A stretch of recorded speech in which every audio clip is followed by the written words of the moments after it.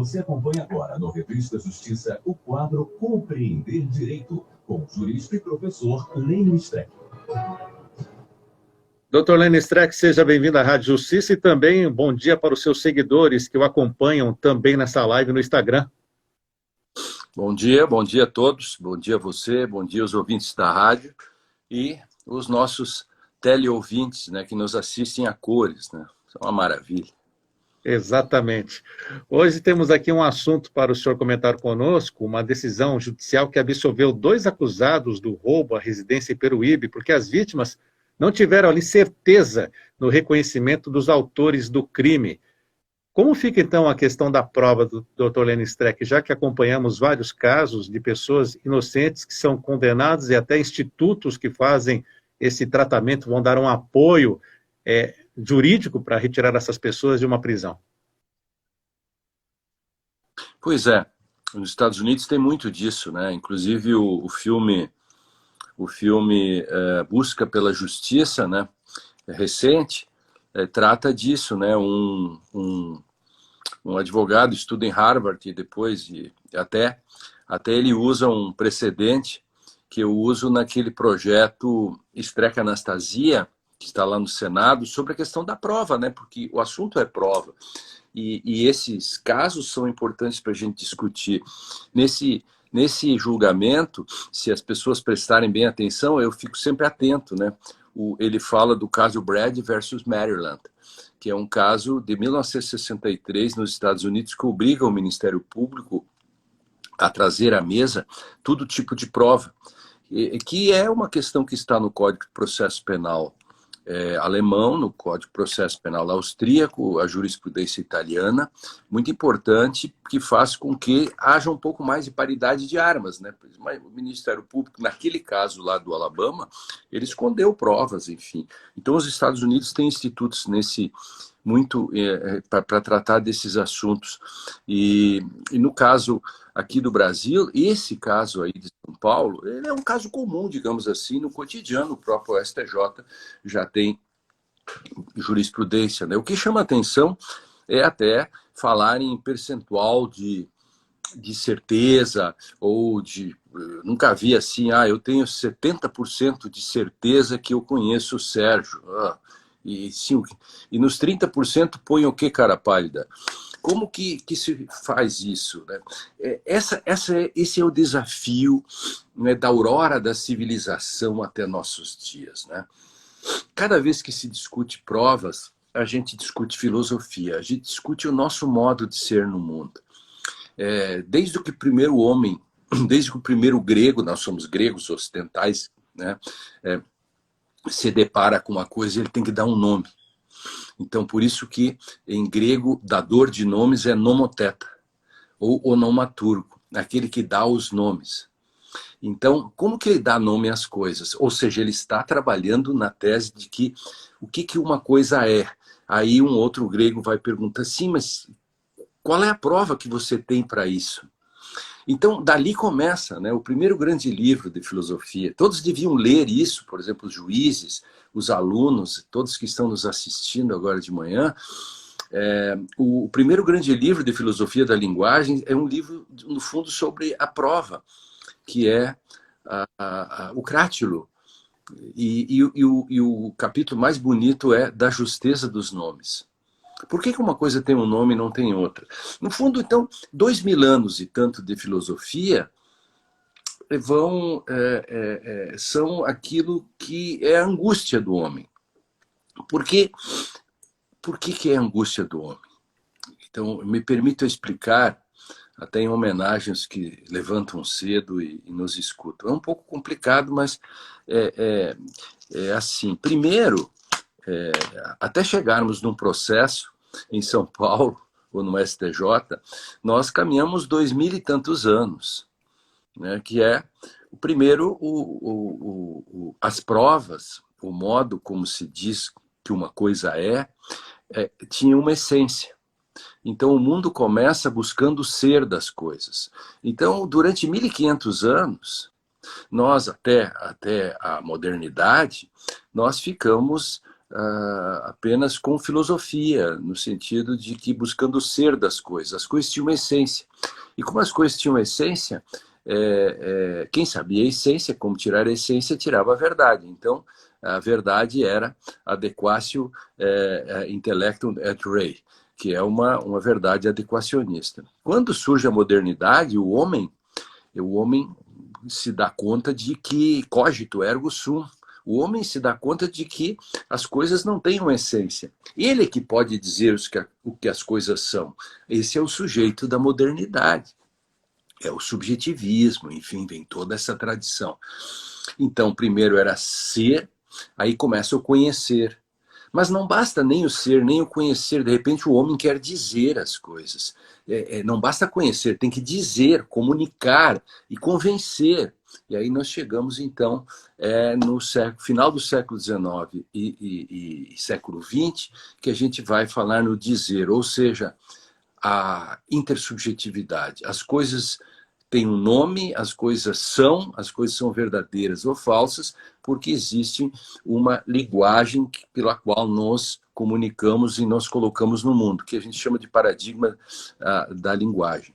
O direito ficou para trás nesse sentido, porque o direito, de um lado, ele acredita na verdade real, ou seja, ele ainda está com o pé lá na pré-modernidade. Quando ele fala em verdade real, ele está buscando uma certa essência. Alguém vai dizer, como, professor, isso não tem nenhum sentido? Bom, tem que avisar a galera de que ainda fala em verdade real. Tá? Agora, por outro lado, há um outro conjunto, que é o dominante, que é aquele que coloca a verdade na cabeça de alguém, que é o subjetivista, que é o que tem a livre apreciação da prova, vamos chamar assim. Então, veja, estamos colocando isso tudo dentro do Código de Processo, todas as coisas como se colocam. E existem outros hermeneutas, como eu, né, ou seja, que trabalham com hermenêutica, que vão dizer, bom, a verdade não está nem na essência, não está nem na subjetividade, porque ela é falha, não tem percentual nisso.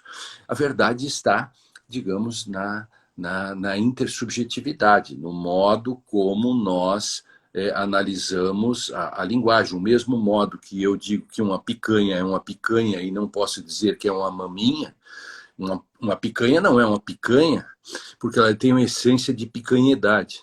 Mas uma picanha também não é uma picanha porque eu vou lá no açougue, eu vou ao açougue e digo, me dê esta maminha e aponto para a picanha. Os caras vão dizer, a pessoa vai dizer, você enlouqueceu?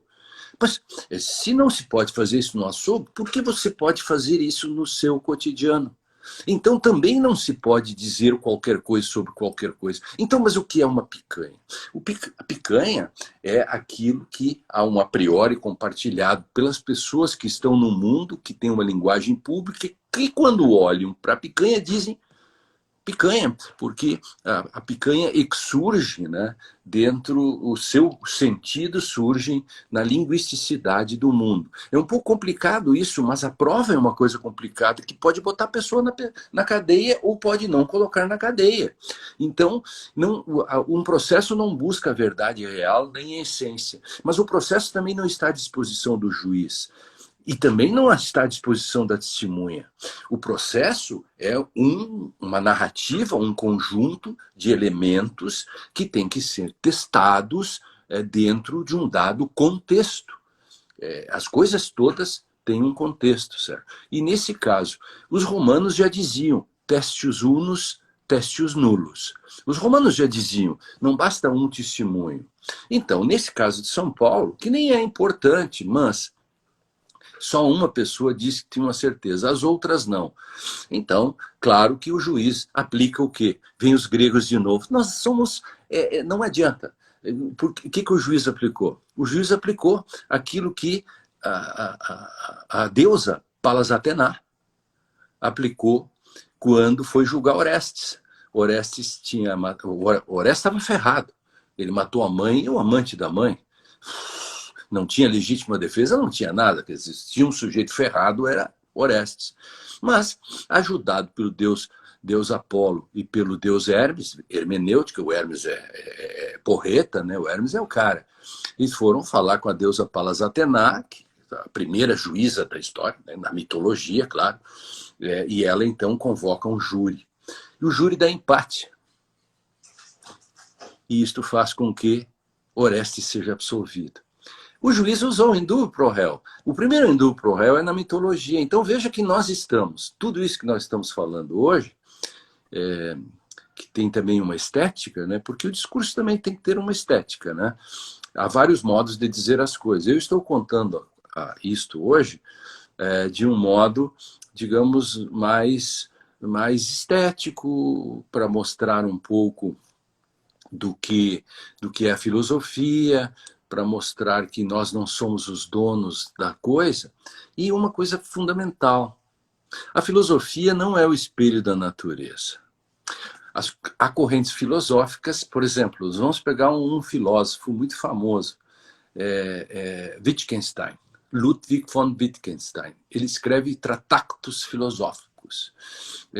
Naquele momento, nessa fase, o nosso querido Ludwig, né, Ludovico Wittgenstein, ele achava que a filosofia era o espelho da natureza. Então ele achava que tudo podia ser posto dentro de um conceito, de uma palavra. Isso que a gente chamava então de isomorfia. Isomorfia. A televisão usa muito essa coisa de isomorfia hoje, porque ele cola palavras e coisas. Digamos assim, uma coisa meio psicótica, assim, né? Imagina, porque colar palavras e coisas é psicopatia. Se eu digo a palavra bomba, o sujeito se atira no chão. Não, era apenas uma notícia. É porque pela linguagem, pela psicanálise, você sempre faz uma barra entre significante e significado. Então, claro, a filosofia não é o espelho da natureza. Logo, processos, prova, demandam uma intersubjetividade, um processo hermenêutico, e que está longe de busca de qualquer tipo de essência e longe de deixar que o sujeito diga ao mundo como ele quer dizer, porque ele acha que ele tem livre convencimento, livre apreciação. Veja como o direito está atrasado. Os meninos, alunos que estão nos vendo e que estão nos ouvindo, poxa, tem tanta coisa por aí para ler, e aí tem tanta coisa mal escrita, né? Então se produz tanta coisa fraca no direito, reproduz, e no fim acaba gerando, digamos, esse processo fragmentário que nós temos hoje no direito. Então, correta a decisão de São Paulo, né? Claro que sempre tem esse problema das vítimas, né? Mas nós não estamos falando disso. Todos nós, quando falamos disso, entendemos... Você diz aí quando tem que parar, Sérgio, aí, porque você pode até fazer o Já estamos quase no limite, vai, 2 minutos. Tá. Nós sempre temos também dizer, e nós não somos insensíveis, né? Imagina, as pessoas foram assaltadas por 4 pessoas, ou 2 ou 3 pessoas, ou uma pessoa, não, foram assaltadas. Então, essa é uma coisa horrorosa, né? Então, aí vem uma prova, um detalhe probatório, e diz, olha, não foi ele. Aí as pessoas dizem, isso é filigrana jurídica. Mas o direito foi feito para isso. O direito é a garantia do cidadão feito o Estado. O Estado tem a obrigação de demonstrar a prova. E, se não consegue, indúbio pro réu. Foi o que os gregos já fizeram. Esse é o ônus da democracia. É o ônus. Então, não tem percentual de certeza. Quer dizer, ou é ou não é. Não que exista uma verdade concreta, absoluta. Mas a verdade também não é relativa. Existem verdades, simplesmente.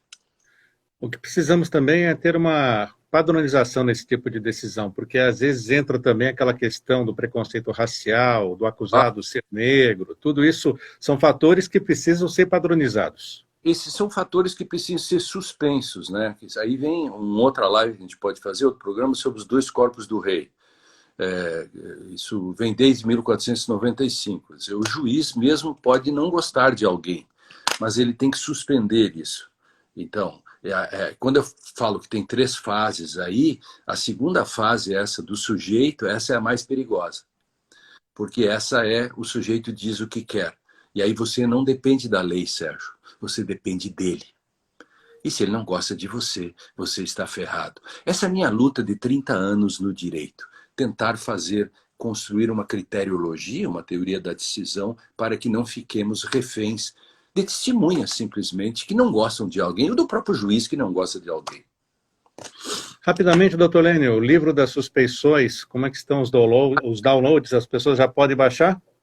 Sim, podem baixar, nós já passamos de 200 mil. Best-seller absoluto. Nunca pensei que ia vender tantos livros, entre aspas, de graça. Vender de graça.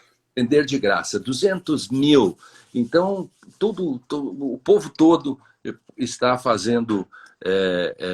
nós queremos chegar a 500 mil downloads desse livro das suspeições. É um intenso trabalho, eu trabalhei muito nisso, uma organização, e o conteúdo pode agradar ou não as pessoas, não é disso que se trata. É apenas um livro, porque os livros estão aí para serem lidos e criticados ou elogiados. As pessoas podem gostar.